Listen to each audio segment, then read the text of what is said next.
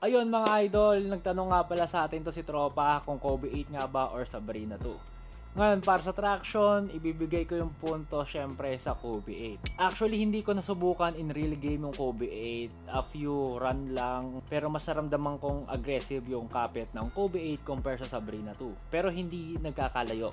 Ngayon, pagdating naman sa cushion or sa midsole, syempre pipiliin ko yung Sabrina 2 over sa Kobe 8. Hindi ko masyadong naramdaman yung responsiveness sa Kobe 8, whereas sa Sabrina 2 naman talagang mas feel ko yung push of force neto.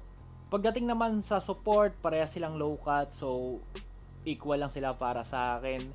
Pagdating naman sa presyo, sa SRP, mas mahal lang di hawak yung Kobe 8 dahil signature shoe nga ito ni Kobe compare sa Sabrina 2. Pero pagdating ngayon sa market value, alam ko makakuha na rin kayo ng Kobe 8 ng below SRP. Ganun din naman sa Sabrina 2. Pero kung sa pamurahan lang ng sapatos, syempre sa Sabrina 2 pa rin tayo. Ngayon, pagdating naman sa forma mga idol, hindi hamak na talagang lilingunin ka pag gamit mo yung Kobe 8 compare sa Sabrina 2. Although may mga colorway din naman na talaga namang head turner din para sa Sabrina 2 tulad ng Titan. Isa sa mga pinaka-favorite kong colorway para sa Sabrina 2.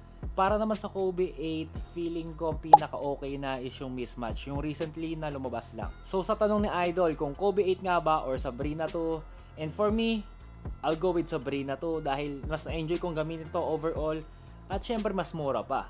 Ayun lang mga idol, kung may katanungan kayo sa mga sapatos, comment nyo lang dyan at sasagutin natin to. Maraming salamat sa panonood. Peace!